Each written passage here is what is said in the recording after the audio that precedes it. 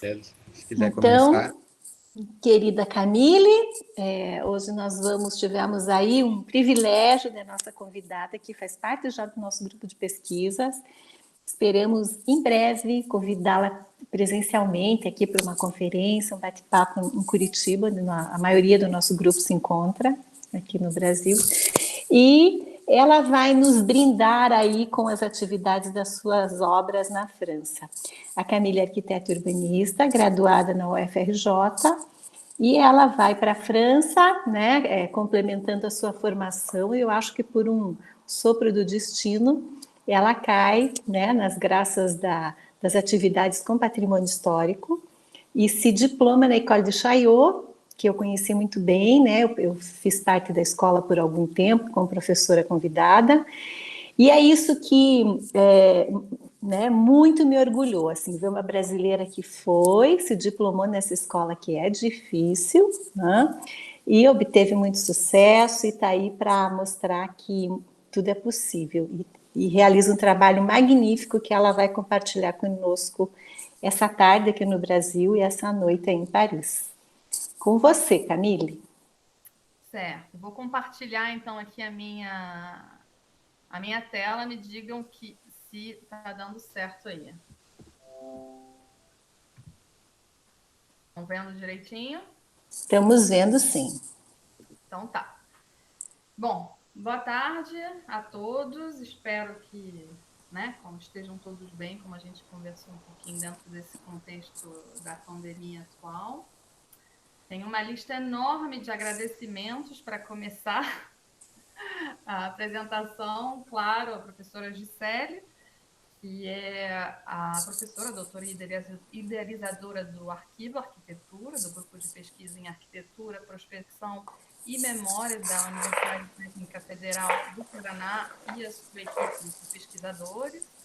Ao escritório Olivier West, arquiteto-chefe dos monumentos históricos, a conservação regional dos monumentos históricos para a qual eu trabalho, da DRAC Hauts-de-France, região Hauts-de-France, o DAP do Departement de l'Aisne, a todas as pessoas que trabalharam durante os estudos do projeto da Catedral de Soissons, engenheiros, pesquisadores, laboratórios, e as empresas, claro, que estão participando atualmente das obras da Catedral. Obrigada a todos que estão presentes, que se interessam pelo trabalho que vai ser apresentado hoje. Eu vou tentar abordar o assunto da maneira mais acessível possível, fazer uma síntese, né, de 3 anos de estudo para a obra de restauração da Rosácea, da Catedral de Soissons, que, ao meu ver, é o projeto do qual mais interessante, do qual já trabalhei desde que eu cheguei na França em 2009, tanto pela parte técnica quanto pela parte histórica. Enfim, ele reúne uma série de pontos interessantes que eu espero que vocês vão se interessar também. Eu vou tentar falar de uma maneira bem abordável, mas lembrando que é uma apresentação voltada para arquitetos, pesquisadores e alunos de arquitetura. Então, para começar, uma breve apresentação, né, para completar, eu sou arquiteta formada pela FAU-FRJ, pós-graduada pela École de Chaillot. Eu cheguei em Paris em 2009, eu trabalhei durante 7 anos no Castelo de Versailles, com Pierre-André Lablot, arquiteto-chefe dos monumentos históricos, que era responsável pelo Castelo de Versailles, a Catedral de Rouen, o Mont Saint-Michel e uma série de monumentos do departamento do Val d'Oise. Val d'Oise todo mundo conhece, na verdade, sem saber, porque é o departamento que quando você abre a janelinha do avião, quando você está chegando na França, é lá, porque é onde fica o aeroporto Charles de Gaulle. Então, depois de trabalhar durante 7 anos nessa área, eu hoje trabalho para o Olivier Wetz, que é o arquiteto responsável do Departement de l'Aisne, entre outros. O Departamento do l'Aisne, que tem alguns monumentos que pertencem, então, ao governo federal, são de responsabilidade desse arquiteto em chefe, e eu sou a diretora de projetos do escritório dele. Dentre os monumentos que fazem parte, então, da nossa responsabilidade, tem o Château de Coucy, tem o Monumento dos Fantasmas, são aos mortos da Primeira Guerra Mundial, que é uma obra escultural do Paul Landowski, um escultor que é também o autor do Cristo Redentor, no Rio de Janeiro. A Capela de Condé-sur-Aisne, que teria abrigado as relíquias de um santo muito importante, São Thuot. O Château de la Ferté-Milon, que é um castelo medieval do fim do século XIV, cujas obras foram interrompidas por causa do assassinato do comandatário, ou seja, era o irmão do rei que foi assassinado pelo Duque de Borgonha, então é uma espécie de castelo-ruína. O castelo de Villers-Cotterêts, que é um projeto super importante atualmente, é um castelo do século XVI, de François Ier, que atualmente está sendo totalmente restaurado a pedido pessoal do Emmanuel Macron, presidente da República, para instalar a cidade da francofonia, e a Catedral de Soissons, que é o tema da nossa conversa de hoje. Então, vamos lá. A Catedral de Soissons, como a gente conhece hoje, é essencialmente um edifício do século XIII. Como vocês devem imaginar, a construção de uma catedral costuma durar dezenas e às vezes até centenas de anos, e muitas vezes elas nem são terminadas por questões diversas que a gente vai descobrir ao longo da apresentação. Essa é a planta da catedral, com a nave, com o transepto norte, transepto sul. Reparem que tem um certo probleminha de simetria, né? E o coro. Essa é a fachada ocidental, uma fachada robusta, né? Que tem uma certa austeridade. Ela é construída em pedra, totalmente em pedra. Algumas fotos. Essa é a rosácea, que eu vou falar mais em detalhe durante a apresentação de hoje, as obras de restauro. O telhado é coberto essencialmente em ardósia, com algumas partes em telhas coloridas, envernizadas. Ao leste, ainda tem alguns vitrais que também são do século XIII, como a gente está vendo aqui. Essa é a Capela da Ressurreição, que também está sendo restaurada atualmente, a gente está terminando essa obra. Ao norte também tem essa parte de telhado colorido com telhas vernizadas. Essa aqui é a sala do capítulo, que foi restaurada em 2017. E a gente vê nessa maquete a Torre Norte, que, por exemplo, nunca foi construída, nunca foi terminada.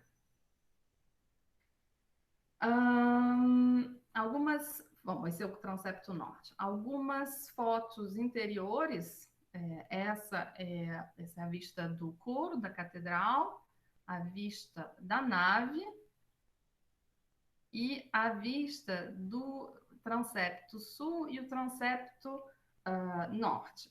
Como a gente viu no exterior, o braço sul do transepto ele é um pouco menor, né? Ele se distingue do resto do edifício, que é do século XIII, que é de um estilo gótico mais refinado, mais desenvolvido, mais elegante, mais esbelto, né? Mais vertical, que procura tocar os céus e que serviu em seguida de modelo para inúmeras catedrais de toda a Europa.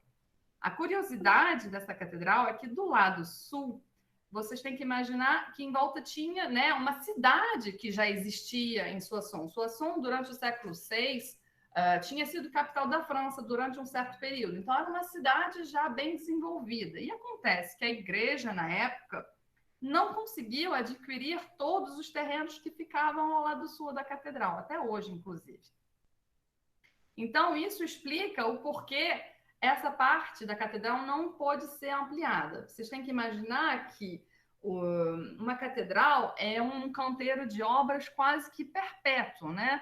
E durante a Idade Média, com a expansão do catolicismo, com o desenvolvimento das grandes peregrinações, que traziam movimento, que enriqueciam o comércio local e as igrejas, a catedral foi sendo progressivamente ampliada. Então, desse lado aqui é a versão do século XII e que foi transformada progressivamente nessa versão aqui do século XIII.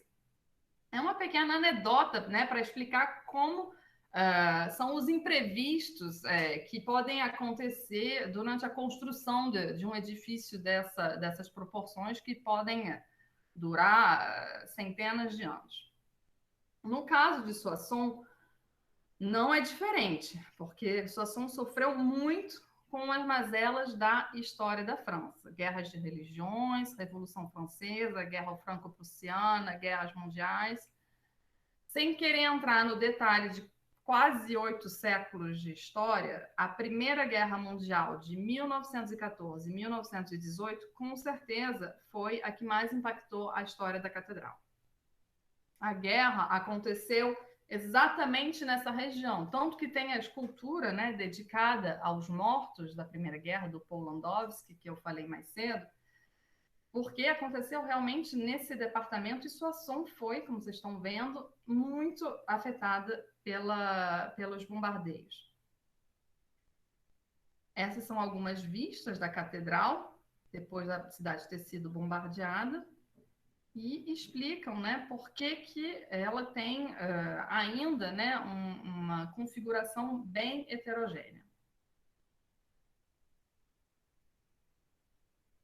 Reparem aqui a rosácea, e apesar de toda essa destruição, você tem alguns vestígios de vitrais aqui, mas a estrutura está toda inteira ainda, né? Enfim, esses imprevistos continuam acontecendo, né? Conflitos, guerras, incêndios, tempestades. E agora vamos entrar na rosácea ocidental. Essa é a rosácea, que hoje está sendo restaurada. Ela é composta de uma fina estrutura de pedra, dividida entre um molho central e 16, vamos dizer assim, pétalas em volta, com o Cristo em majestade no meio e com os santos e os apóstolos, os patriarcas em volta. A estrutura de pedra é original do século XIII, porém, os vitrais do século XIII já haviam sido destruídos. Vocês viram, né, os eventos que aconteceram durante a história da catedral. Há relatos, inclusive, que a fachada já havia sofrido em 1817, com a explosão de um estoque de pólvora que ficava próximo à catedral, em 1870, durante a Guerra Franco-Prussiana, e, enfim, com as fotos que eu mostrei agora há pouco, com a Guerra de 14 e 18. Então, a gente tinha uma composição heterogênea, com uma estrutura do século XIII, de pedra, que teria sido concluída nos entornos de 1240, e os vitrais, que eram dos anos 30. Supõe-se que essa iconografia que existia até 2017 respeitasse os modelos que existiam antes, mas num estilo totalmente inovador, puro estilo Art Deco, que é, sem sombra de dúvida, 1930 é, sem sombra de dúvida, uma das grandes épocas das artes dos vitrais. Bom, os imprevistos continuam acontecendo, né? Como eu falei mais cedo. E na noite do dia 12 de janeiro de 2017, a França foi atingida pela tempestade Egon, que varreu o norte, em particular da França, com ventanias que chegaram a atingir 140 km por hora. Então, a gente estava trabalhando em vários projetos da catedral, que a gente achava que era a prioridade do edifício naquele determinado instante, quando, de repente, a situação muda completamente de figura. Esse é o estado da rosácea depois dessa ventania, dessa tempestade que atingiu o norte da França. Quando a gente chegou de manhã, a gente viu que a rosácea tinha sido gravemente impactada pela tempestade e parcialmente destruída. Essa é a foto do interior, com alguns pedaços ainda ameaçando cair, né? Bom, a primeira coisa a fazer foi organizar, né, e estudar como a gente ia criar um perímetro de segurança para evitar que os desgastes continuem, né? Por sorte, como foi um evento de noite, não houve vítimas, já que a catedral estava fechada, e a organista escapou por pouco, porque ela estava ensaiando poucas horas antes do ocorrido.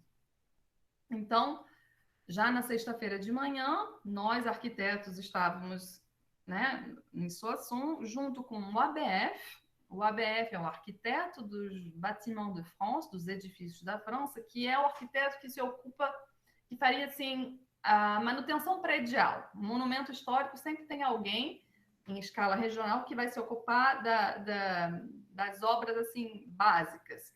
Nós, que somos o Olivier Wetz, né, e eu, que sou a diretora de projeto, que somos os responsáveis das grandes restaurações, e a prefeitura para definir esse perímetro de segurança e começar o processo de segurança também hoje do edifício também, né? Para escorar esses elementos de pedra e de vitrais instáveis que estavam ameaçados, pendurados e ameaçando cair também, piorando ainda mais a situação.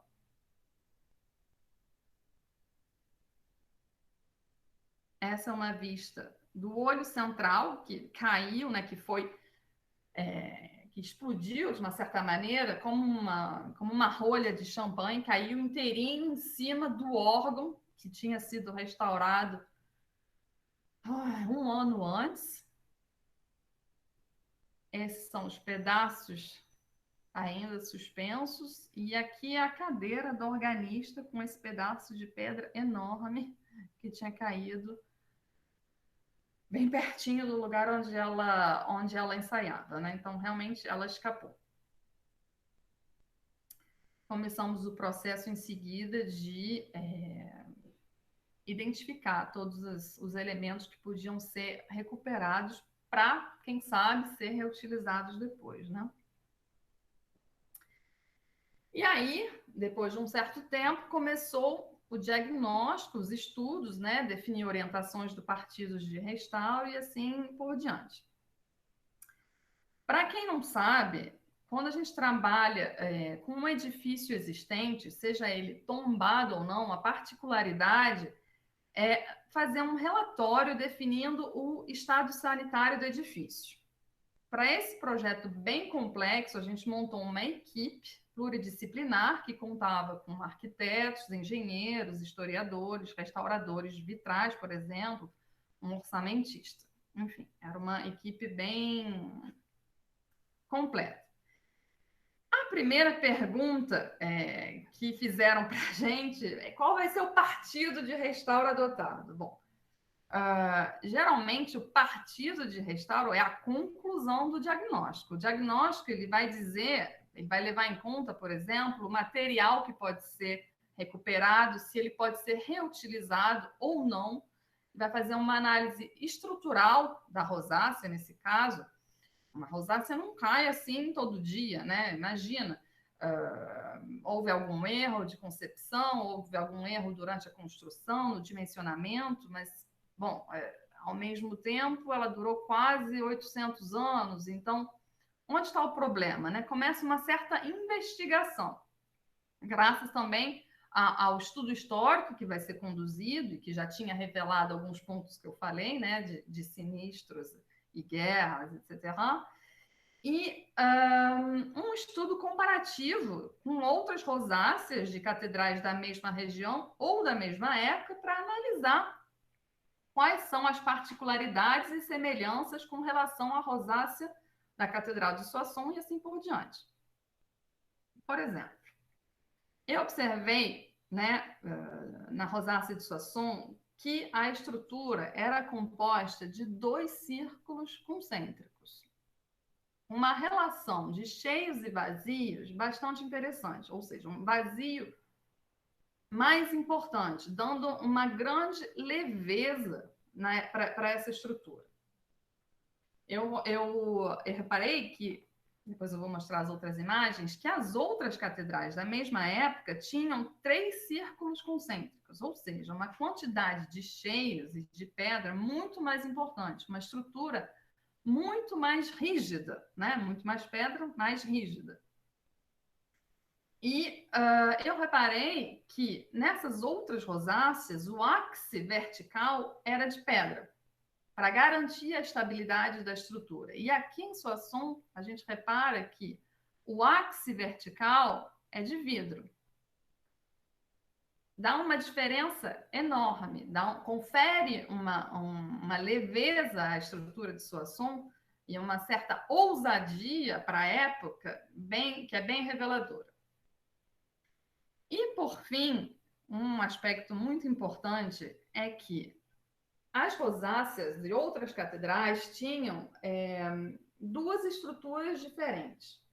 Primeiro, a estrutura da fachada, né, como um todo, que é uma estrutura pesada, robusta, feita para resistir a terremotos, enfim, e a estrutura da rosácea em si, que por definição é uma janela que é feita para resistir às cargas climáticas do vento, né, as ventanias, e que ela utiliza rejuntes em chumbo, inclusive, que é para garantir essa flexibilidade e da mesma maneira que uma estrutura de uma ponte ou de um edifício que é feito para resistir a terremotos, né, a vibrações, para que ela possa resistir e não criar um ponto duro.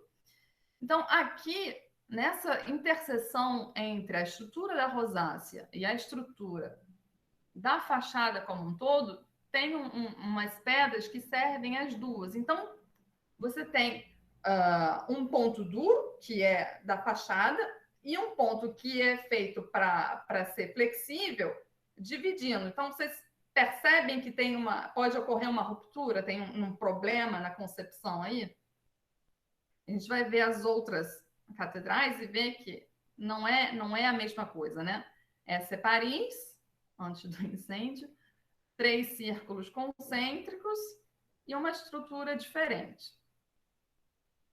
Mantes-la-Jolie, que também é uma outra referência, 3 círculos concêntricos e também 2 estruturas diferentes.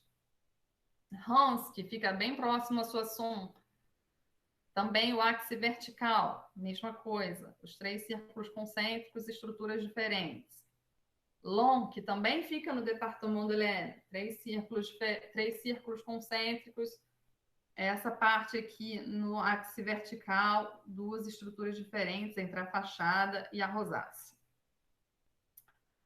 Bom, percebemos que a estrutura da rosácea de Soissons era bem singular, né? Bom, a nossa vontade inicial, continuando o diagnóstico, né? Era, claro, pegar todo o material que a gente sabia que tinha caído, né, ali dentro da catedral, restaurar e colocar de novo no lugar, fazer uma restauração idêntica, tchau e benção. Mas, além da questão estética, tem a responsabilidade profissional do arquiteto, que tem que garantir que aquela estrutura que ele está restaurando, que está ali despedaçada, né, e que ele está restaurando, vai ser capaz de resistir pelo menos outros 800 anos. E isso respeitando as técnicas tradicionais, nada de uso de concreto armado e assim por diante. Não, mentira, não tem nada no contrato que a estrutura tem que resistir 800 anos, é uma brincadeira. Bom, mesmo assim, no início dessa investigação, a gente percebeu, né, graças a essas primeiras comparações, que isso não seria possível, né? Agora, para nossa sorte, continuando o diagnóstico estrutural, para nossa sorte, a gente tinha pedido à direção regional da nossa região de realizar um levantamento completo da catedral alguns meses antes do sinistro. Então, quando eu cheguei no escritório, né, depois da visita, no dia 13, que eu abri o computador, comecei a olhar os levantamentos, que eu olhei a fachada ocidental, eu reparei, essa imagem, que o olho central da estrutura tinha sido achatado. Em vermelho é um círculo perfeito e em azul é o círculo como ele se apresentava, o olho central como ele se apresentava. E aí, quando eu desenhei os ápices em cada pétala, sejam os cheios, sejam os vazios, eu reparei que nada batia no ápice exatamente como ele deveria ser. Ou seja, cada etapa do diagnóstico ia confirmando que a estrutura tinha um problema. Então, eu pedi para os engenheiros da equipe, com a ajuda de programas de cálculo estrutural, que eles fizessem uma maquete da rosácea, uma maquete eletrônica, e verificassem se havia alguma fragilidade na concepção da estrutura. E sim, realmente, cada etapa foi confirmando que tinham fragilidades. Por exemplo, esses pontos vermelhos estavam no limite do equilíbrio. Além da deformação do círculo central que estava achatado, as cargas climáticas estavam deformando também no plano Z da rosácea, né? A força do vento fez com que a estrutura tivesse sido deformada também para o interior da catedral.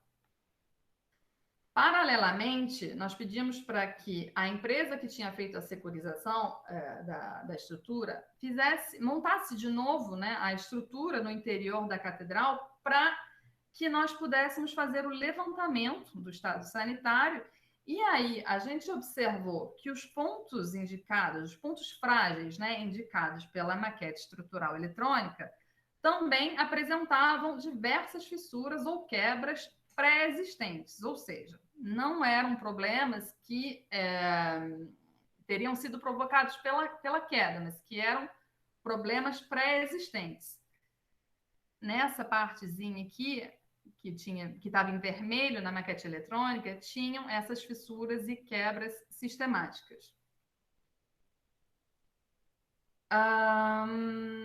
Em seguida, essa fase de levantamento também permitiu que a gente verificasse diferentes materiais de rejunte e de hastes de armação interna da estrutura. Por exemplo, em cobre, de seção quadrada, em ferro, de seção circular, rejuntes em chumbo, rejuntes em cimento, ou seja, uma variedade de materiais que comprovava que a estrutura tinha sido realmente restaurada já pelo menos três ou quatro vezes, sem nunca ter sido totalmente desmontada. Aí eu olhei para o projeto do arquiteto Émile Brunet, graças ao estudo histórico que tinha sido feito, né? Émile Brunet foi o arquiteto que fez a grande obra de restauração da catedral nos anos 30, depois da Primeira Guerra. E aí a gente tinha esse documento e eu vi que as cotas que estavam desenhadas aqui no projeto, eu comparei, eu fui medir, né, com as pedras montadas, e eu reparei que as cotas não batiam.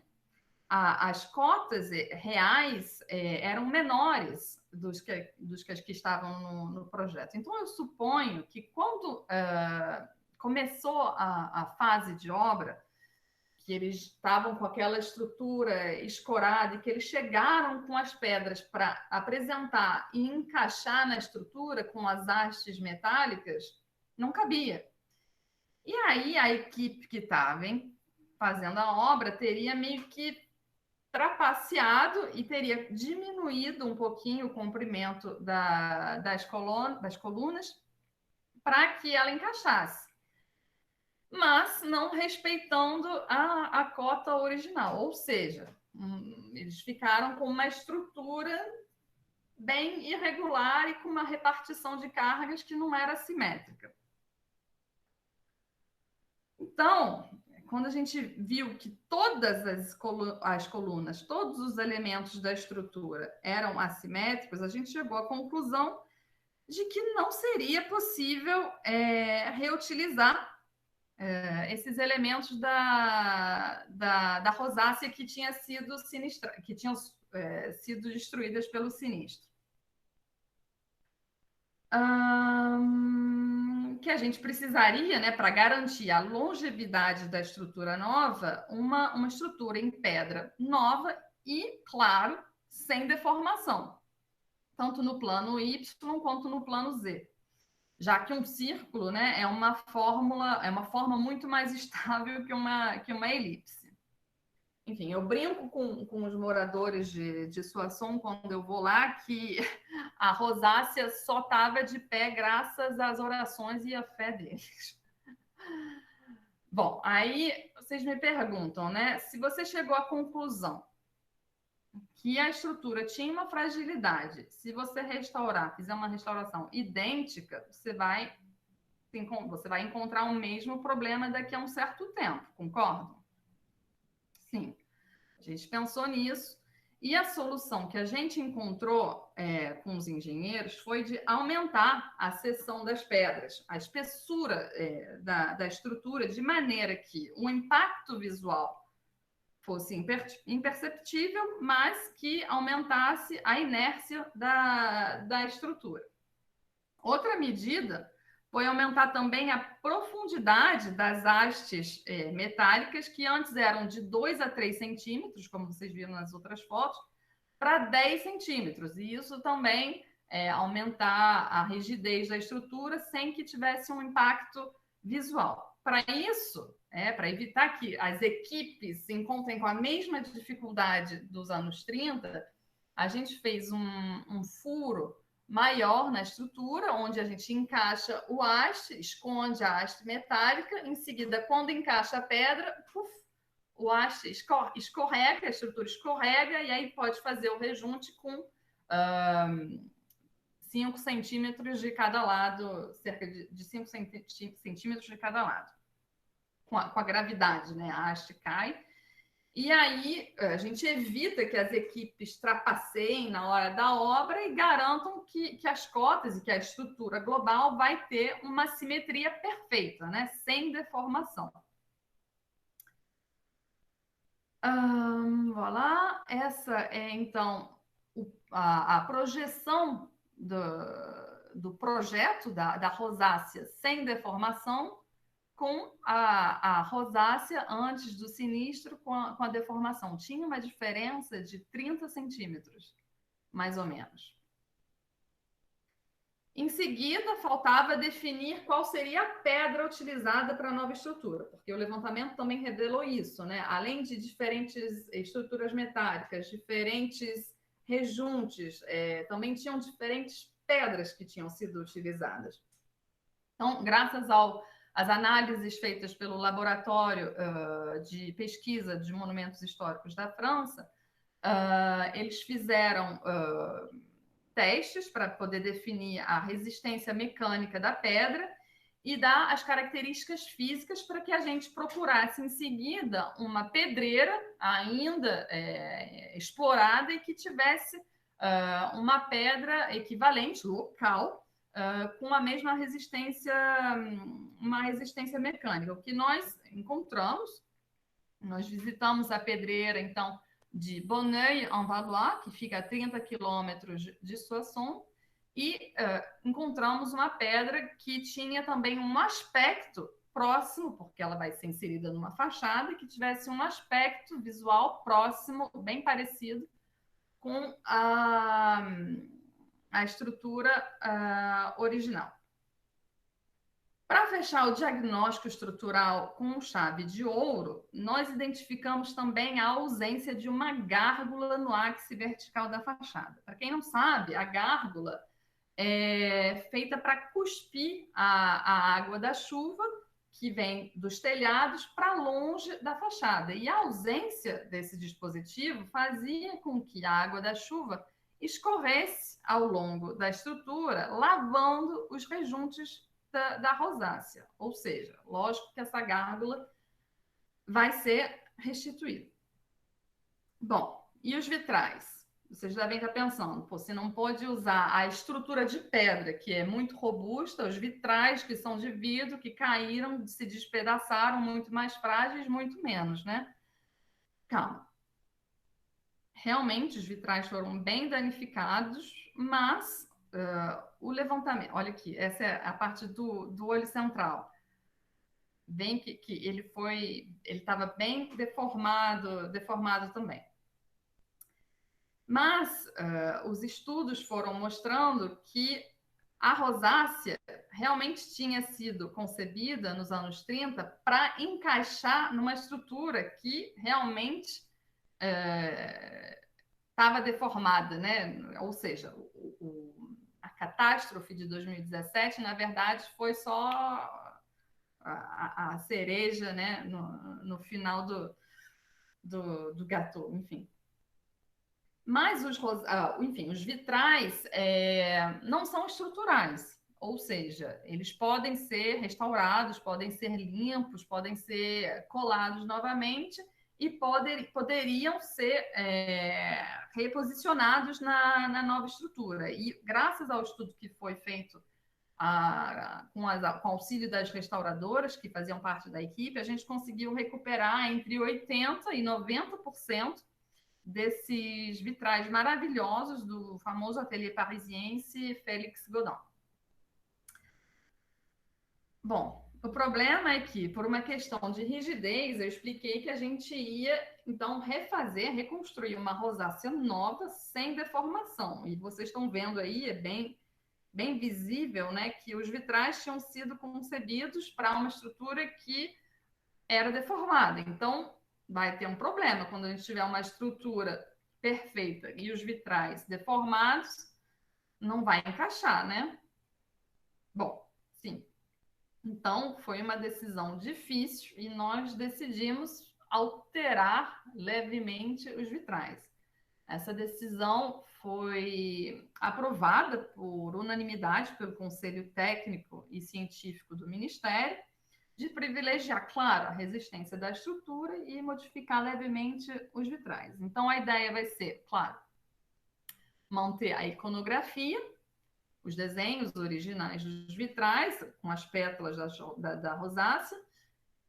E bom, essa é a diferença da estrutura antiga, e um amarelinho em volta vão ser os complementos de vitrais que vão ter que ser realizados, porque a nova estrutura ela é um pouquinho maior para a nossa sorte. Ou seja, a gente vai tirando a pétala número 1, que ela era diferente, mas a maioria das pétalas novas vão ser um pouquinho maiores. Então, para nossa sorte, a gente vai fazer complementos de vitrais, não vai precisar cortar os vitrais e jogar fora peças antigas.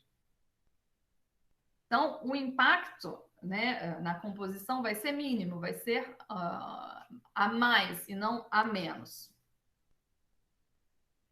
Esse é o impacto, né? A gente vai fazer alargar um pouquinho os filetes periféricos. Os filetes periféricos geralmente não têm desenhos. É um dispositivo que é colocado de maneira bem comum nos vitrais, porque são as partes que são utilizadas para manuseio. Então, é uma parte geralmente transparente, sem nenhum ornamento, para fazer a transição entre a parte sombreada do cheio da pedra e a parte com os desenhos, com a iconografia. Então, é uma transição. Então, o impacto realmente vai ser mínimo na composição da rosácea. E para completar, como eu expliquei que a gente vai aumentar a espessura da estrutura, a gente vai poder colocar uma proteção exterior, que é uma técnica patenteada pelo ateliê francês Debitus, para proteger o vitral antigo das futuras tempestades, vidros, ventanias, etc.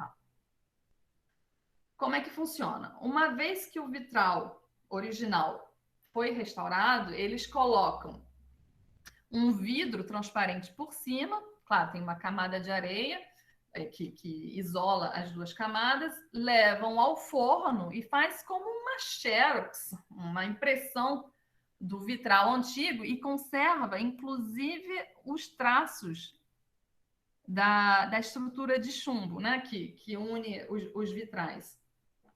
E aí, essa proteção tem um impacto visual mínimo do lado exterior e protege os vitrais antigos para o futuro, que é o patrimônio de amanhã, né? Graças a essa espessura também, que a gente decidiu aumentar da estrutura, a gente consegue manter cerca de 4 a 5 centímetros entre as duas camadas de vidro para evitar problemas de condensação. Graças a essa lâmina de ar, o ar circula e aí evita o problema de condensação que poderia danificar ainda mais o vitral antigo. Tudo isso, então, foi definido pelo estudo e aprovado. Isso aqui não é Soissons, tá, gente? Isso aqui é Chartres, é um exemplo. A obra. Bom, uma vez todo esse projeto aprovado, foi realizada uma licitação pública, 7 empresas especializadas foram selecionadas e nós começamos as obras em janeiro desse ano, no dia 13 de janeiro. A primeira etapa consistia em preparar todas as instalações, né, para a execução. Nós sugerimos que o ateliê de escultura fosse instalado ao lado da catedral, no antigo claustro, para que os moradores, né, pudessem acompanhar de perto e se interessar pelo andamento das obras. Inclusive, nós abrimos esse ateliê ao público durante as Jornadas do Patrimônio em setembro e todas as visitas guiadas estavam completas, apesar da crise sanitária. Bom, aí começaram as instalações dos andaimes, né, monumentais, como vocês podem ver, a comunicação também para o público. E aí a gente começou, né, no dia 13 de janeiro, como eu falei, exatamente 3 anos depois da tempestade.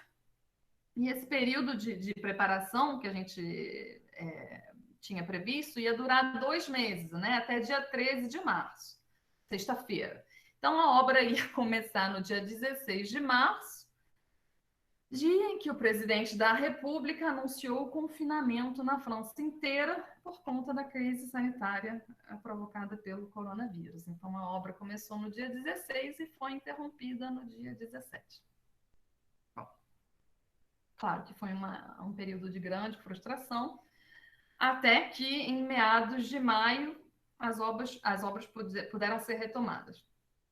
Vale lembrar aqui que o arquiteto ele é responsável pelo projeto, né, pelo diagnóstico, pelo acompanhamento e gerenciamento das obras, pela coordenação entre as empresas, pelo calendário e pela gestão financeira da obra. Atualmente, a gente está finalizando os protocolos, né, de desmonte e de montagem da nova estrutura.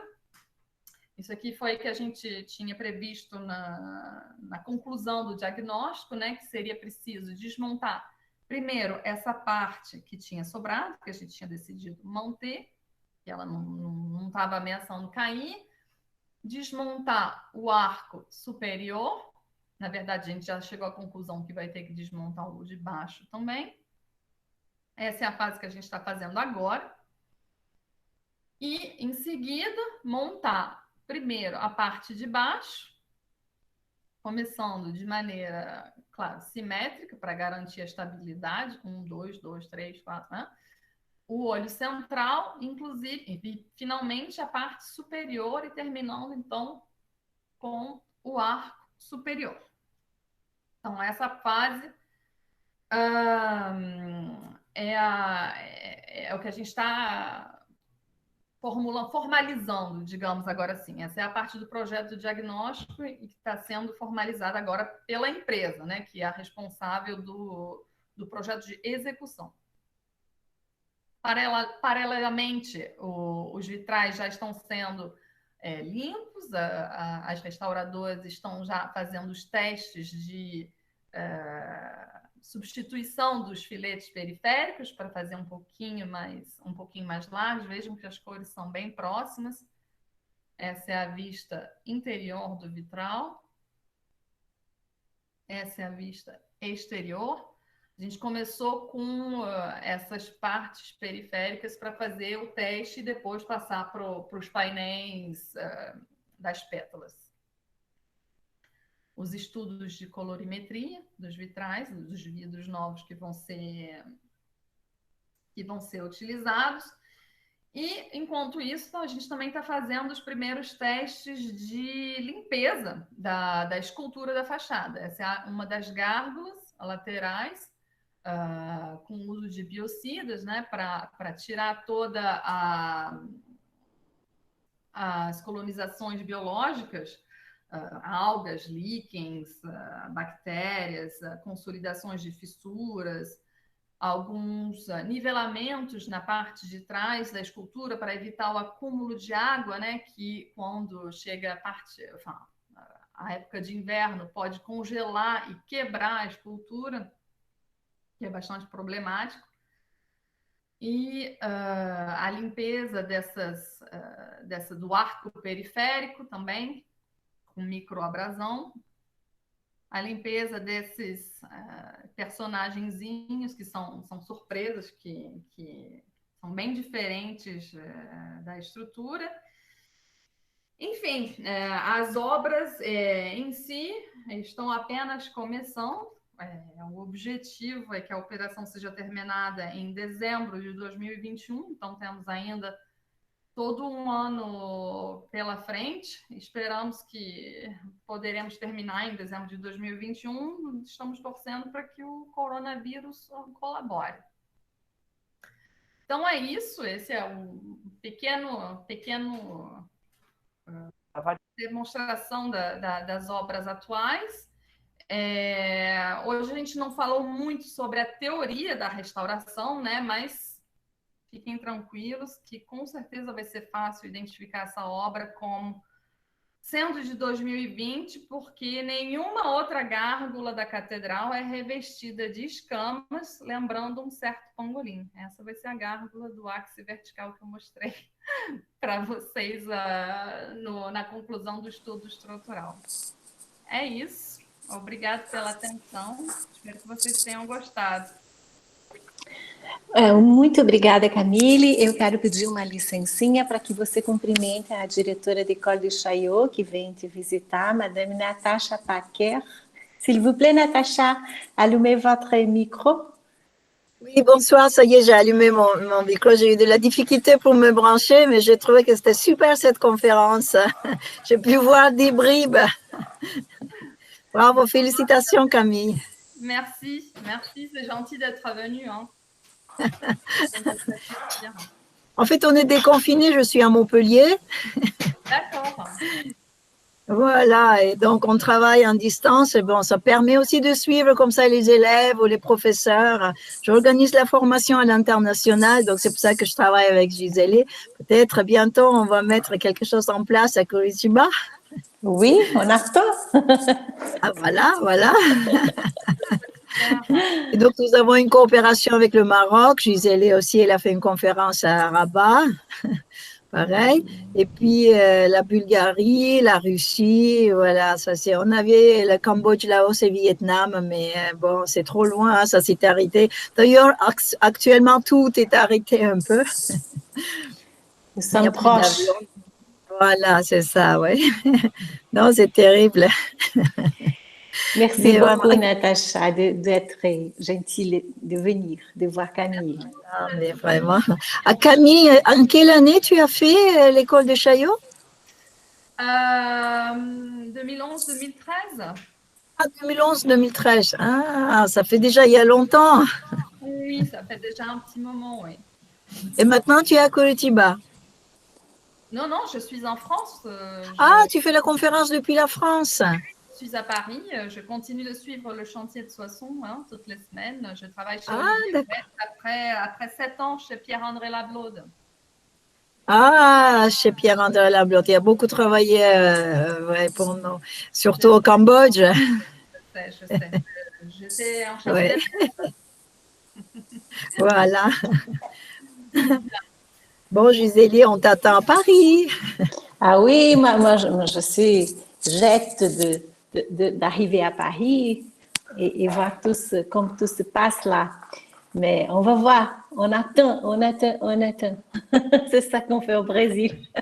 Mais oui, et j'aperçois Manuel, j'aperçois Talita. C'est bien. Ah oui, notre amis. Tout le monde est là, Natacha. On va se voir tout de suite. Merci beaucoup de venir, ma chérie. Bon courage et Ok. félicitations. Merci beaucoup. Camila, excuse-moi. Camille, nós podemos abrir para questões dos amigos que estão nos ouvindo. Então, acordado ainda? Ninguém dormiu, não. Foi interessantíssimo. Nós gostei muito, eu achei incrível a sua investigação. Quero parabenizá-la e dizer que você tem em mãos aí uma tese. Essa ideia, todas essas informações que eu fui aqui conjugando na minha cabeça de pesquisadora, tem muitos assuntos, as decisões, os documentos onde você se apoia para trazer à tona esse diagnóstico. Eu já tenho 1000 questões na minha cabeça que dá quase um livro, então eu não vou perguntar muito nesse momento, vou deixar para os colegas, e nós nos falaremos muito sobre esse tema, que achei incrível, muito belo o seu trabalho, aí muito bacana. Mas vamos deixar aí as pessoas falarem um pouco. Obrigada. E então, vamos lá, alguém escreve aqui. Camille, você vê?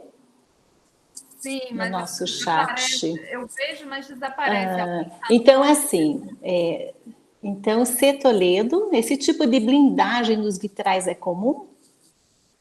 Então, existem várias técnicas de proteção dos vitrais, da mais simples e menos onerosa à mais complexa e mais onerosa. A mais simples seria como uma tela metálica que você coloca do lado de fora, por exemplo, que protege contra impactos. Por exemplo, imagina uma igreja rural onde tem crianças que jogam bola do lado. Então, essa proteção, essa grelha, né, protegeria contra impactos de uma bola de futebol, vamos supor, mas não protege contra a ventania, condensação, água, etc. E aí existem outras técnicas, por exemplo, de você fazer um vitral idêntico, com toda a parte de chumbo em volta, que também, de um ponto de vista estético, é interessante, mas exige a mesma manutenção que um vitral antigo. Em seguida, tem a mais complexa e mais onerosa, que geralmente é reservada para os vitrais de maior valor histórico, digamos assim. Então, são os vitrais mais antigos do século XIII. E nesse projeto eu tive que defender o uso dessa técnica, que é a mais onerosa, porque, como vocês viram, a Catedral de Soissons ela já foi muito martirizada, ela já perdeu muita coisa dos ornamentos, da parte, como diz, de decoração, né, do interior. Então, o pouco que sobra, eu tive que defender, né, com os conservadores, o pouco que sobra a gente tem que fazer o necessário para proteger para o futuro, né? Não tem que ficar só olhando para o passado, pensando, mas é só um vitral dos anos 30. Eu falei, mas daqui a 200 anos, quando os nossos filhos e netos vão ter esse vitral dos 1930, eles vão estar felizes que a gente pensou neles, né, nessa ocasião excepcional, nessa obra excepcional. Então, apesar de ser um vitral que para a França é considerado recente, os conservadores, então, aceitaram usar essa técnica que geralmente é reservada para os vitrais do século XIII. Mas foi difícil, mas a gente conseguiu defender. Ok. Tinha uma questão anterior, Camila, eu que comi bola aqui no nosso chat. Helder Viana faz um comentário, maravilhosa apresentação, Camille. Gostaria de saber qual foi o destino das peças originais da estrutura de pedras da rosácea. Então, as pedras originais elas estão expostas no museu da cidade de Soissons durante o período das obras e provavelmente vai ter um concurso de valorização com artistas contemporâneos para valorizar esses elementos. Soissons tem um centro de estudo e pesquisa, onde vamos dizer, os arqueólogos, né, do Ministério estocam os vestígios que são encontrados durante as campanhas de arqueologia. Mas o que a gente gostaria de fazer, né, com a DRAC, que é o representante do Ministério, é valorizar essa estrutura. Ok. O Helder também pergunta: qual foi o material utilizado para as hastes de união das peças de pedra da nova estrutura? Aqueles pinos que você mostrou para a gente. Vão ser em aço inoxidável. Ok.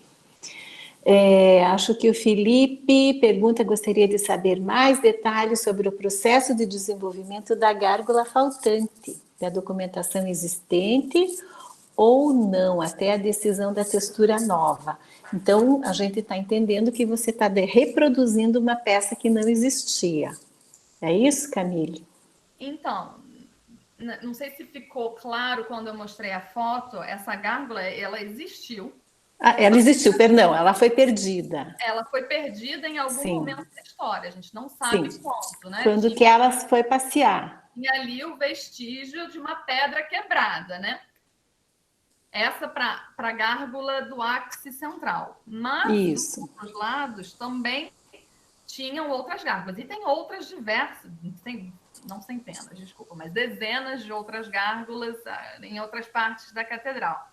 Então, a gente se inspirou das gárgulas que já existem, porque realmente não tinha documentação dessa específica, mas a gente tinha no próprio edifício uma base de inspiração.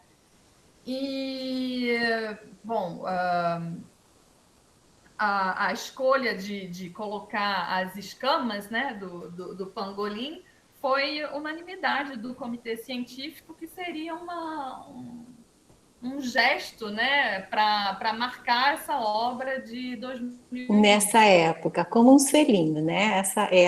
Ela marca a sua diferença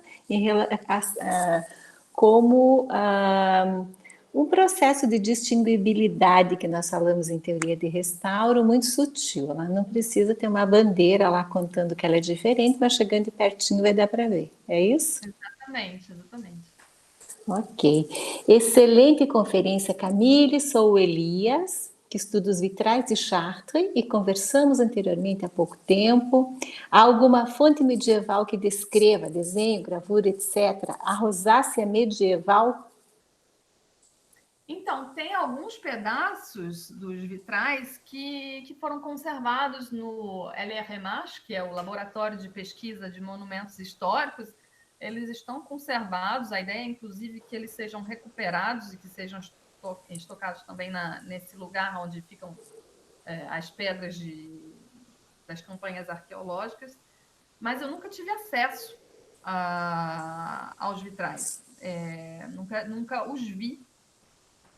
E o que tem em Soissons, que a gente tem, era um erudito local do século XIX que descreveu muito bem diversas partes da catedral, inclusive os vitrais, e que o texto que ele publicou, Bernard Lancian, serviu muito de base para os estudos. E é isso que nos conduziu, então, a entender que a iconografia do projeto de vitral dos anos 30 teria sido diretamente inspirada desses vestígios que sobraram da explosão da Primeira Guerra Mundial. Ok, Camille. Eu fiquei com uma dúvida, porque você falou que há pouco alguém haveria feito um levantamento e que você rapidamente, né, chama para o canteiro para servir de base de documentação para o teu diagnóstico. E nesse levantamento não se acusava essa deformação que torna a rosácea, que você descobre que isso não veio do sinistro de 2017, mas já existia. Então, o levantamento não era preciso? Sim. Desculpa, eu talvez tenha explicado errado. O Não, pois não, levantamento desculpa. é a nosso pedido. Não tinha. Quando o Oliveira... Não tinha, quer dizer, tinha, mas assim, geralmente,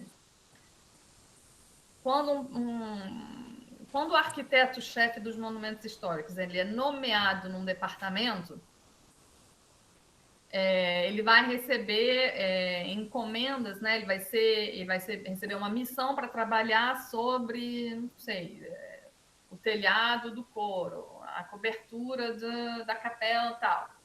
Geralmente a gente vai fazendo pouquinho a pouquinho, levantamento pouquinho a pouquinho. E nós, quando a gente chegou, tinha tanto pedaço de levantamento de épocas diferentes, enfim, era tão heterogêneo que a gente conversou com o responsável da DRAC, né, do Ministério, e falou, olha, seria interessante com as técnicas atuais que a gente tem de laser grametria, fazer um levantamento completo da catedral, assim a gente sabe qual é o estado da catedral inteira,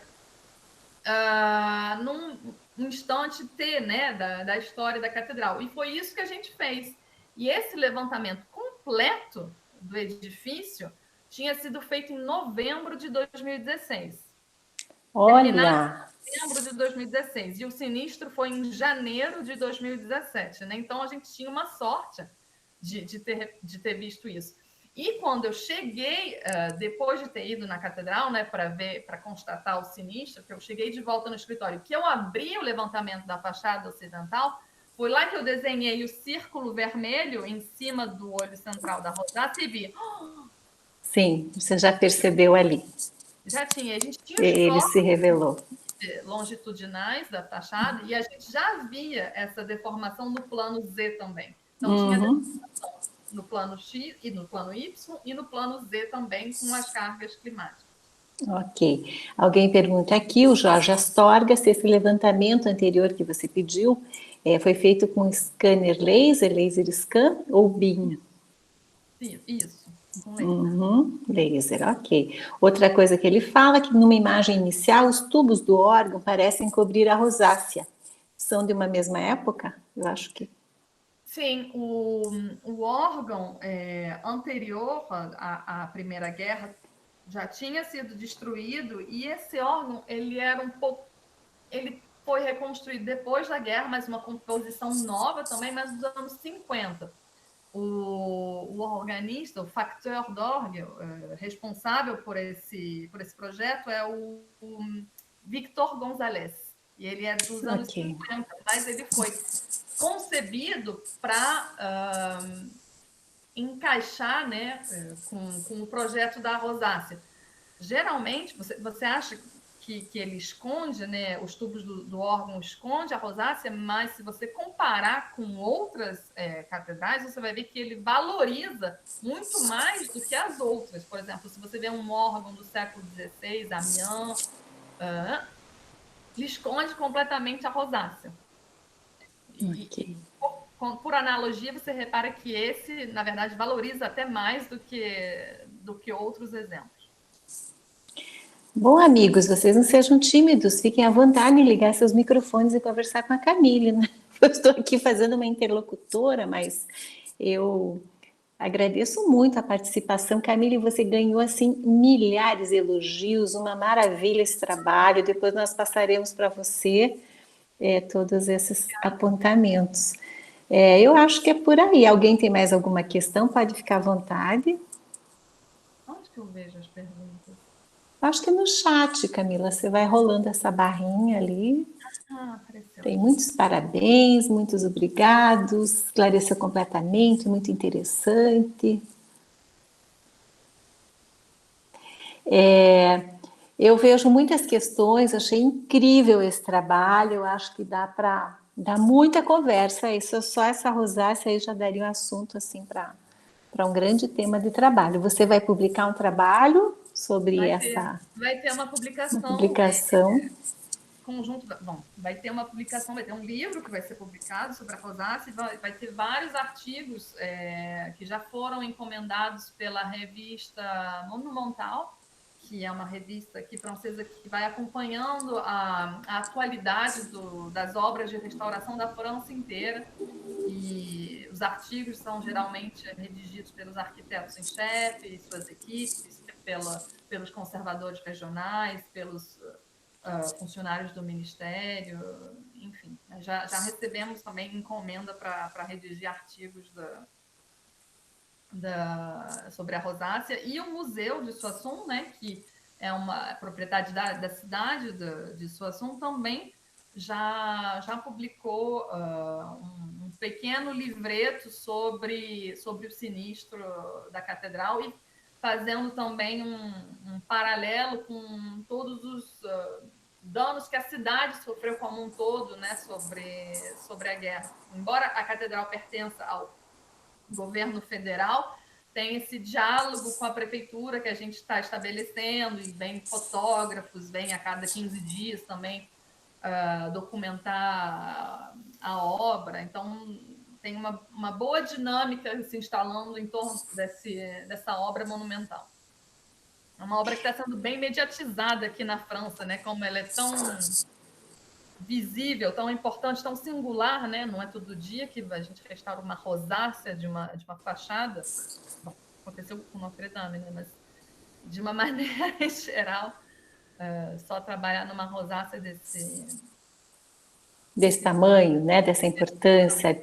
E dentro do contexto que você nos conta, é a joia que sobra, né? E que está ali como um preciosismo que vale a pena conservar e levar para o futuro, né?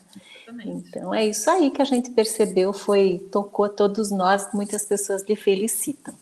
Então eu quero te agradecer, pedir que nos mantenha aí informados sobre os próximos passos, e nós queremos ir aí pessoalmente, por que não, conhecer o seu trabalho. Vamos combinar aí um tour de brasileiros a Soissons. Sim, como é? Que sonho! O de Soissons, falei, olha, se aparecer turistas, arquitetos brasileiros... É comigo, é culpa minha que estamos aí divulgando o seu trabalho aqui no Brasil.